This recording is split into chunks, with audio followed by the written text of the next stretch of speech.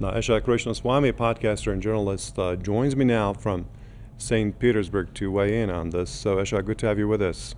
So, but let's have your assessment of what's going on in the U.S. 5, 6 days now, and you see the problem still there.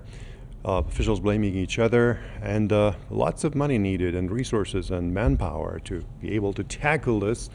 But lots of taxpayer money is being spent elsewhere, in wars and supporting the Israeli regime and its genocide in Gaza, for instance. Yes, and locally, for example, cities pay police departments in the billions, but then they skimp out on the fire departments. And if we notice, for the past few days, the fires have mainly been in the wooded areas and the areas where poor people live. But today it has spread to areas like Brentwood, where more wealthier people live. So I think today there will be more of a response. But it's more than, instead of underfunding, it is unequal funding. So, for example, Brentwood is not that far away from other areas in Los Angeles.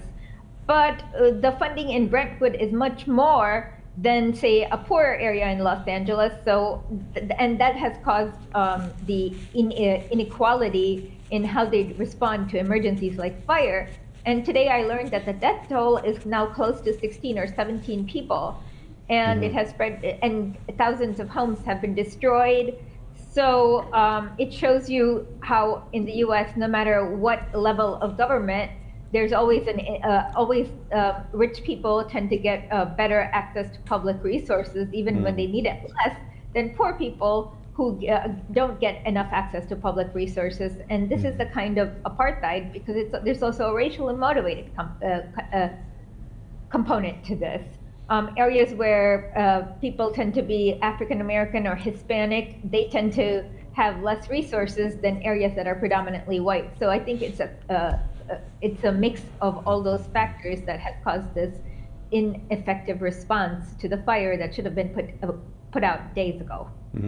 Esha, this has been happening oftentimes in the United States. I mean, the U.S. is not a country, that doesn't see such things happen. It happens very often.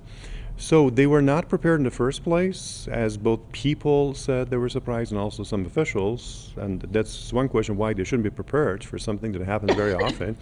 And then they are now, other countries, even Mexico, is offering help. I mean, what kind of a situation are we looking at? What does this mean for the U.S.? It just shows you how the U.S. has not spent money on infrastructure in the local areas. They have cut, every president since Ronald Reagan has consistently cut money to public services and enacted austerity, and the wealth inequality gap is growing bigger and bigger. So this is just another symptom of how resources don't get allocated to areas where predominantly poor or African American or Hispanic people live.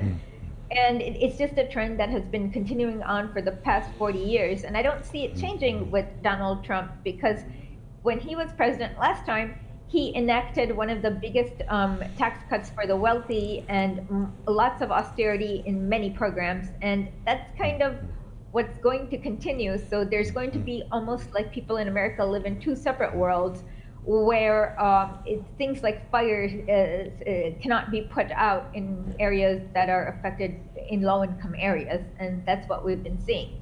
So it'd be interesting to look what happens in the next couple of days, because the fires have now spread to Brentwood, which is a very wealthy suburb. So we'll have to see how the response in Brentwood compares to the other greater Los Angeles area. Okay, thank you so much. Esha Krishnaswamy, podcaster and a journalist in St. Petersburg, with her comments on this.